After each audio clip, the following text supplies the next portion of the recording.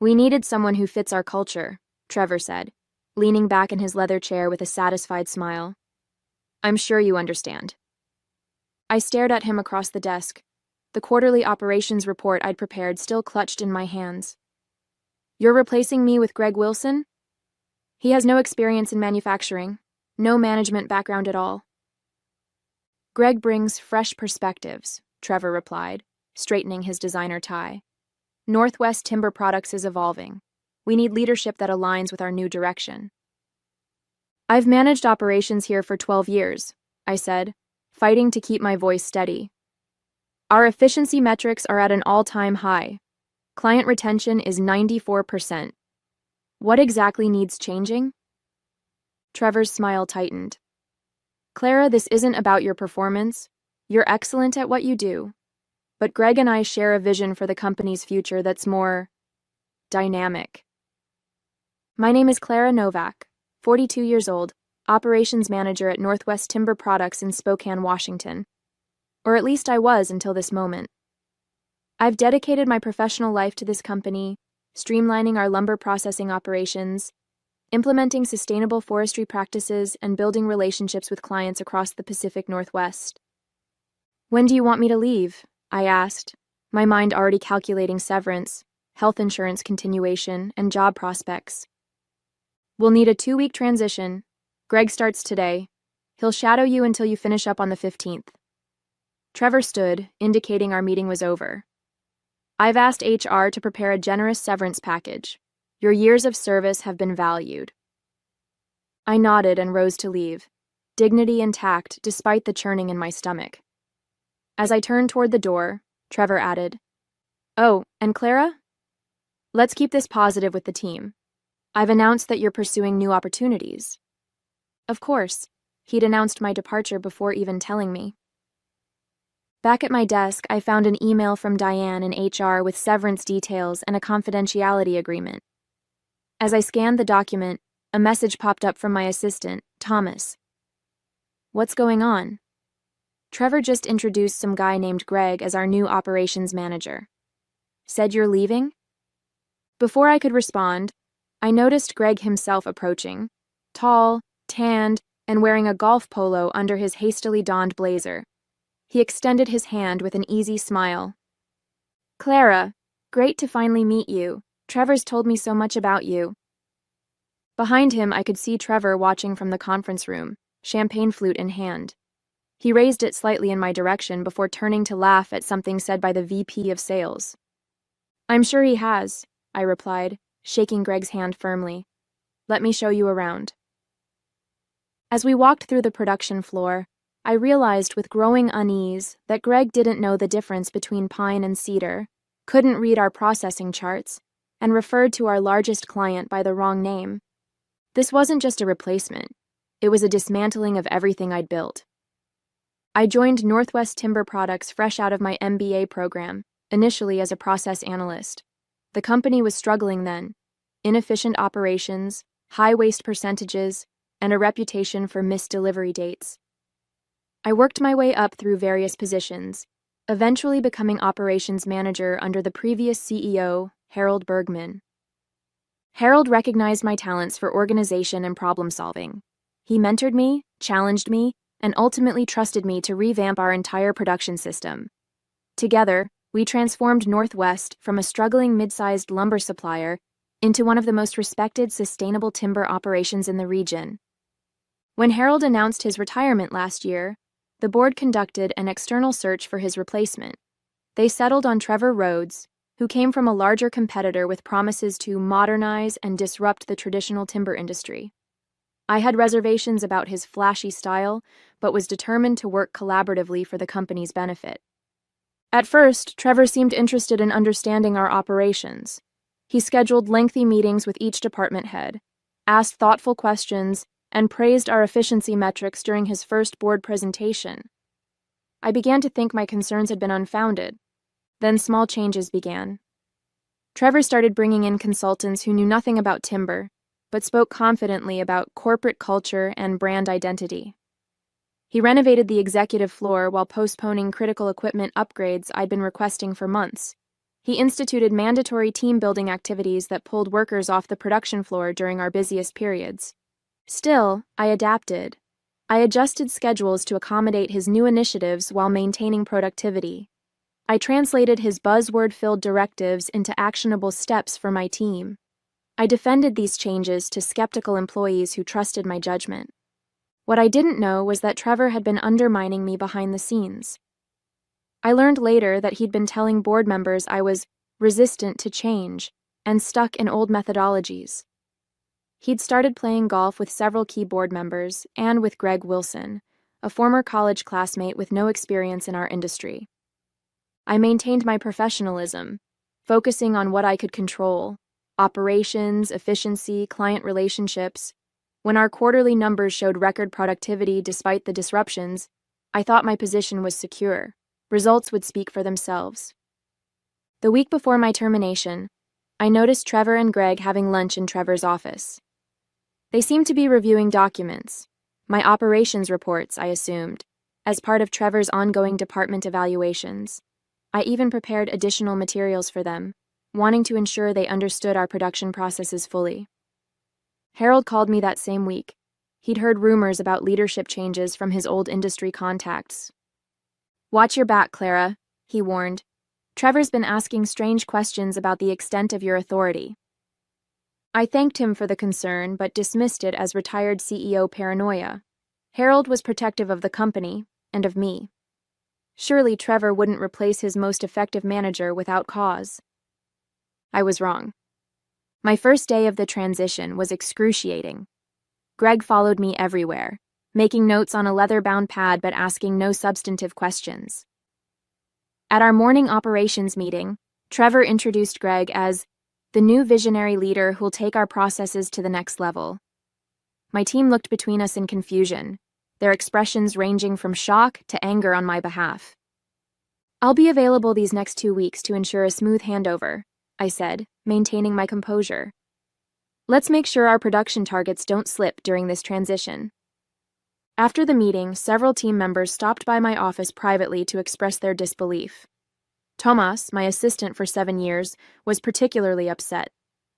"This is ridiculous," he fumed. "Greg asked me if lumber comes from pine trees or pine bushes.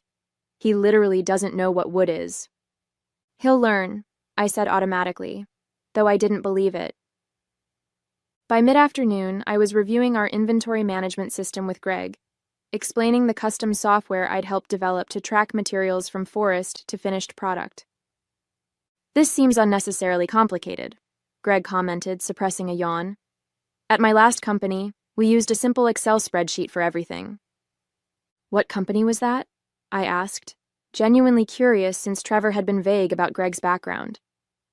"Oh, I managed my family's car wash business for a while," he replied casually.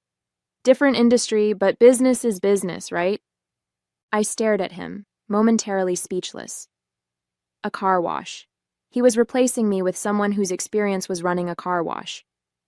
That evening, as I was preparing to leave, I overheard Trevor and Greg laughing in the executive lounge. The door was partially open, and their voices carried clearly. "She's still explaining systems like I'm actually going to use them," Greg chuckled. "Wait till she finds out we're outsourcing half the operations management to that consulting firm." Trevor's response made my blood run cold. "The board doesn't know that part yet. Let's get Clara out the door first, then present the consultancy as a cost-saving measure. Between your salary and the consultants, we're still spending more, but the board only sees the headcount reduction." "And you're sure about my compensation package?" That signing bonus seemed almost too good to be true. Worth every penny to have someone who'll actually support my vision instead of questioning everything with her efficiency metrics and sustainable practices. I stepped away silently, my mind racing. This wasn't just about replacing me with a golf buddy. They were dismantling my entire department, potentially jeopardizing the operations I'd spent years perfecting.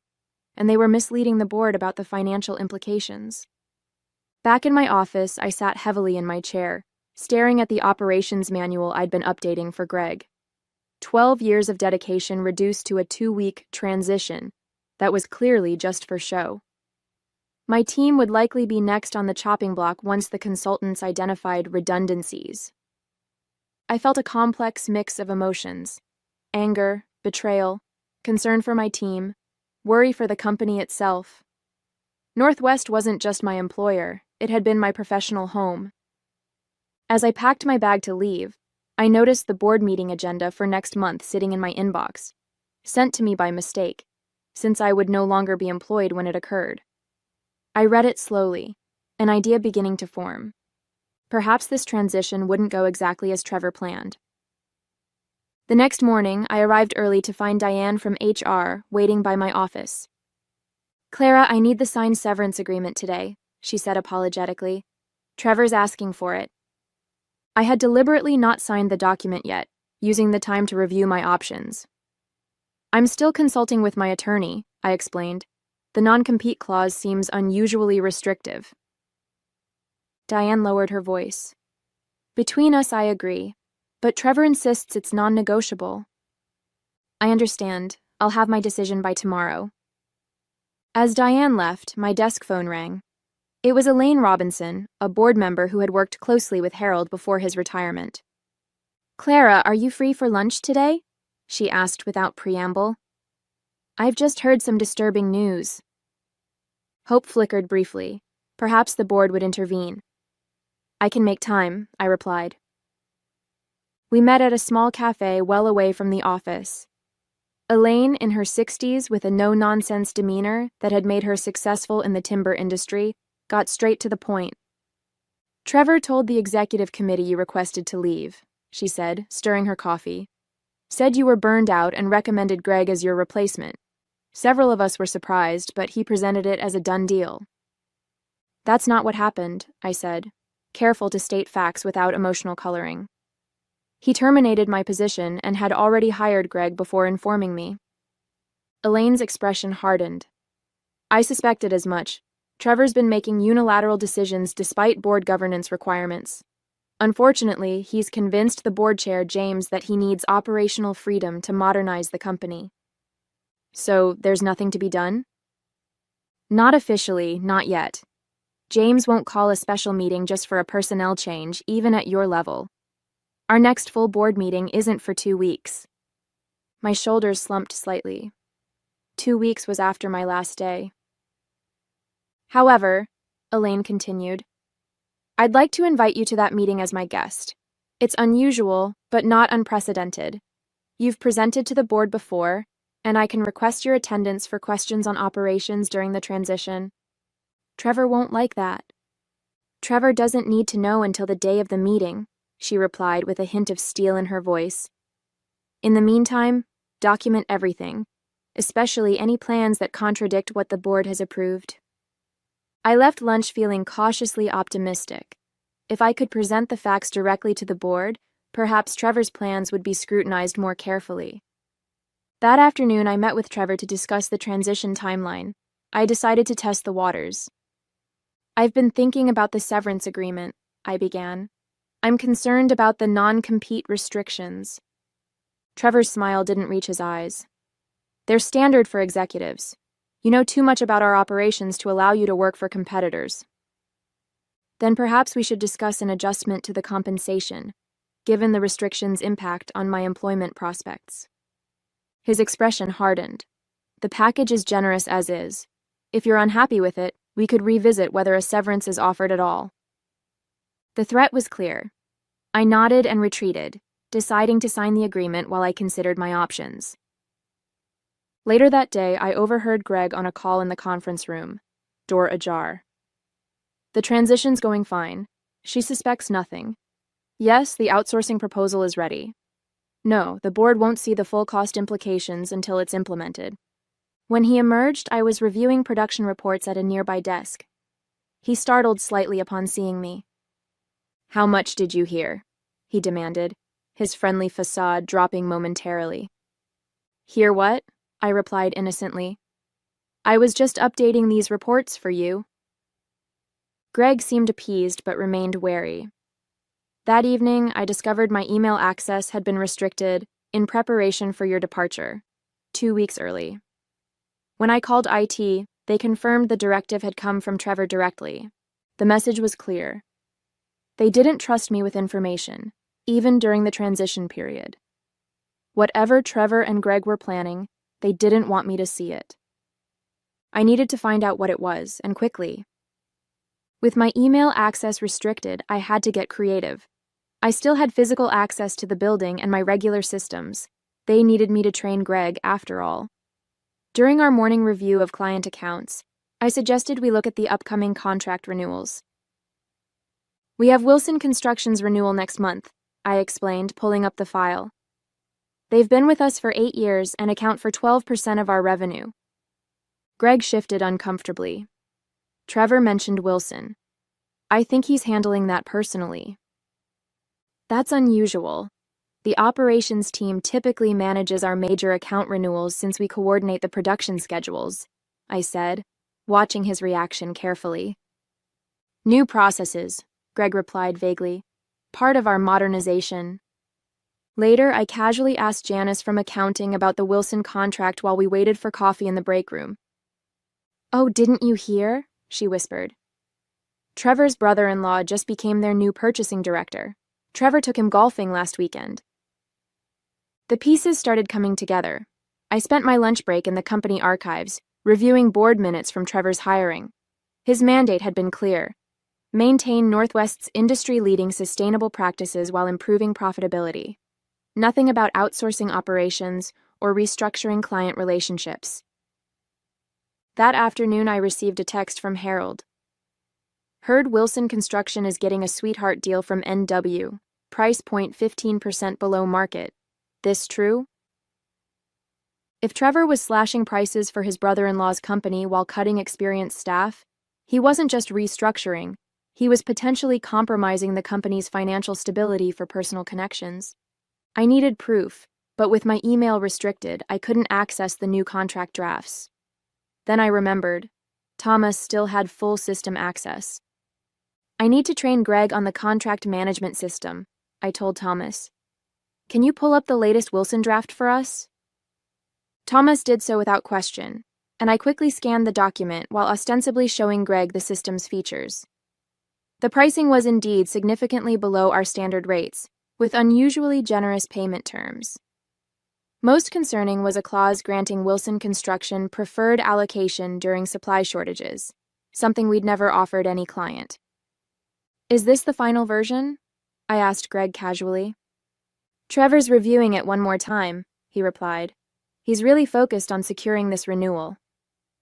I nodded, memorizing the key details before closing the file. Just wanted to show you where to find these in the system. That evening, I called Elaine. Trevor's giving preferential terms to his brother-in-law's company, I explained. Below market pricing and supply guarantees that could impact our other clients. Can you prove it? Elaine asked. I've seen the contract draft, but I don't have a copy. We need documentation, Clara. The board won't act on hearsay. I hesitated, then made a decision. I think there's more happening. The outsourcing plan Greg mentioned might connect to this. If Trevor's redirecting resources to favored clients while cutting internal expertise, it could compromise our operations and sustainability commitments, Elaine finished.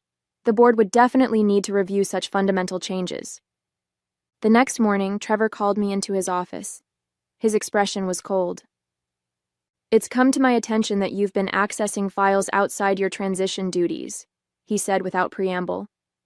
Given your reluctance to embrace these changes, we think it's best to end your employment immediately rather than continuing the 2-week transition. I felt surprisingly calm. On what grounds? We don't need grounds with at-will employment, as you know, but if you prefer, I can cite breach of confidentiality or failure to support company directives. I see. And the severance package? Still available, provided you sign today, with the addition of a non-disparagement clause. He slid a revised agreement across the desk. Otherwise, we'll terminate for cause, and you'll receive nothing. It was a calculated move designed to silence me before the board meeting. Trevor was clearly worried about what I might have discovered. I had a decision to make. Sign and take the money or reject the agreement and lose my severance, but maintain my ability to speak freely to the board. What Trevor didn't know was that I had already made my choice. "I'll need time to review the new agreement," I said, taking the document without committing. "Today, Clara. I need your decision and signature today," Trevor insisted. I nodded noncommittally and returned to my office to find Greg already there, examining my files. "Just getting familiar with everything," he said without a hint of embarrassment. "Since it seems your departure might be accelerated." "Take whatever you need," I replied, beginning to pack my personal items. "Though you might want to actually read our sustainable forestry protocols before your meeting with the environmental compliance team this afternoon." Greg looked blank. "What meeting?" "It's on the operations calendar. Quarterly review of our sustainability metrics. The team will expect you to explain any variances in our replanting schedules or carbon offset calculations." Panic flashed across his face, and he quickly left, presumably to find Trevor. I took advantage of his absence to call Thomas into my office. "I need your help," I said quietly. "But it could put you in an awkward position." Tomas didn't hesitate. "What do you need?" "Access to the shared drive for 1 hour, and copies of the consultant proposal Trevor's been developing." "The outsourcing plan?" "I can do better than that. I've been backing up all unusual document requests since you told me you were leaving." Thomas pulled a flash drive from his pocket. "Trevor had me print the proposal yesterday but didn't know I saved a copy. It's all here, the outsourcing details, the new pricing structures, everything." I stared at him in surprise. He shrugged. "You trained me to maintain records of all operational changes. This seemed important." I quickly reviewed the files. The outsourcing proposal was worse than I'd imagined. It would replace our experienced operations team with overseas consultants who had no background in timber or sustainability practices. The projected savings only appeared positive because they excluded transition costs and potential compliance issues. Most alarmingly, the proposal indicated implementation would begin immediately after my departure, without waiting for board approval. I also found the complete Wilson construction contract with Trevor's brother-in-law's name clearly indicated, plus similar preferential deals for 2 other companies connected to Trevor's personal network. "Thomas, if Trevor asks, you never gave me this." "Gave you what?" he replied with a wink. "I'm just helping you pack." By afternoon, I'd copied the essential documents and returned the flash drive to Thomas. I then called Elaine. "I have what we need," I told her. "But Trevor's trying to force me out immediately with a non-disparagement clause." "Don't sign anything," she advised. "I'll talk to James. This is exactly the kind of unilateral action the board needs to know about." An hour later, Trevor stormed into my office, face flushed with anger. "What did you say to Elaine Robinson?" "That you were asking me to sign a revised severance agreement," I replied calmly. "She just called James demanding a special executive committee meeting tomorrow about your termination." I kept my expression neutral. "That's her prerogative as a board member." Trevor leaned across my desk. "Sign the agreement now, Clara. Walk away with your severance and your reputation intact. Push this further, and I'll make sure everyone in the industry knows you were terminated for cause." It was a serious threat in our specialized field. I could sign and secure my financial cushion, or risk my professional reputation by fighting. "I'll have my answer for you tomorrow morning," I said, buying time. Trevor left unsatisfied, and I spent the evening preparing a detailed presentation of everything I'd discovered: the outsourcing plan, the preferential contracts, the misrepresentations to the board. I organized the documents chronologically, highlighting where Trevor's actions contradicted his board-approved mandate. By morning, I was ready. But when I arrived at the office, security stopped me at the entrance. "I'm sorry, Ms. Novak. Your access has been revoked." Trevor had made his move. Now I needed to make mine. "Ms. Novak?" I turned to find James Werner, the board chair, approaching the security desk. "Elaine mentioned you might have trouble accessing the building." He nodded to the guard. "She's with me for the executive committee meeting." The guard looked uncertain but couldn't refuse the board chair. James escorted me to the executive floor, explaining in hushed tones that Trevor had called an emergency meeting of his own. apparently to formalize my termination before the committee could intervene.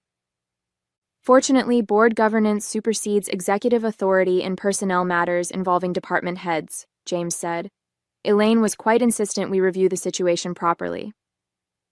When we entered the boardroom, Trevor's confident expression faltered visibly. Greg sat beside him, looking uncomfortable as Elaine and 2 other committee members arranged their materials. "Clara," Trevor recovered quickly, "this is an executive meeting. I don't think—" "I invited her," James interrupted. "Given the serious concerns raised about operational changes, we need her expertise." "What concerns?" Trevor's voice was sharp. "I've simply made a standard personnel change to align with our modernization strategy." Elaine gestured to me. "Clara, please share what you've discovered." With calm precision, I presented the documents I'd prepared. I explained how the outsourcing plan contradicted our sustainability commitments. I highlighted the preferential contracts with Trevor's connections, displaying the pricing disparities alongside our standard terms. I showed how the consultant costs, when fully calculated, actually increased expenses rather than creating savings. Most importantly, I concluded, none of these fundamental operational changes were presented to the board for approval, despite governance requirements for strategies impacting our core business model and environmental commitments.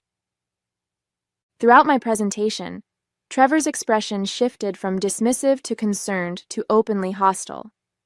Greg stared at the table, avoiding eye contact with everyone. When I finished, James turned to Trevor. "Is this accurate? Are you implementing these changes without board approval?" "I was planning to present the complete strategy at the next regular meeting," Trevor claimed. "Clara's selectively sharing information out of context because she's disgruntled about being replaced." "The documents speak for themselves," I replied, sliding copies of Trevor's own signed directives across the table, "including your instruction to begin implementation before the next board meeting." James reviewed the papers, his expression growing increasingly grave. "Trevor, I think we need to continue this discussion privately with the committee. Clara, thank you for your thoroughness. Please wait outside." As I left the boardroom, Trevor's glare followed me. Whatever happened next was out of my hands, but I had done what was right for the company I had helped build. 3 hours later, James emerged from the boardroom and asked me to rejoin them. Trevor and Greg were notably absent. "The committee has made several decisions," James announced once I was seated. "Trevor's employment has been terminated, effective immediately. Greg Wilson will not be assuming the operations manager role." "And the outsourcing plan?" I asked. "Rescinded entirely," Elaine confirmed, "as are the preferential contracts that hadn't yet been executed." James cleared his throat. "Clara, the committee would like to offer you your position back, with appropriate adjustments to your compensation and authority. We recognize the value you bring to Northwest Timber Products and sincerely regret the disruption caused by Trevor's actions." I considered the offer carefully. Over the past 2 weeks, I had received inquiries from 2 of Northwest's competitors, including one that would mean a significant promotion. "I appreciate the offer," I said finally, "but I think it's time for me to explore new opportunities. I'd be willing to stay through a proper transition period, however, to stabilize operations and help you find a suitable replacement." James looked disappointed but nodded his understanding. "We'll develop appropriate terms for a consulting arrangement during the transition. Would 3 months be sufficient?" It was a generous offer that would give me time to properly consider my options. That would be acceptable. As the meeting concluded, Elaine walked me to the elevator. "Trevor didn't go quietly," she confided. "Threatened legal action, claimed you had violated confidentiality. James informed him that pursuing such claims would trigger a comprehensive audit of his decisions since joining Northwest." I smiled slightly. "And Greg?" "Left immediately after Trevor was escorted out. Apparently, running a car wash didn't prepare him for this level of corporate governance." 2 weeks later, I accepted a position as operations director with a sustainable building materials manufacturer, overseeing their expansion into engineered timber products. Several of my team members eventually joined me there. Northwest Timber Products continues operations with renewed commitment to the sustainable practices I helped establish.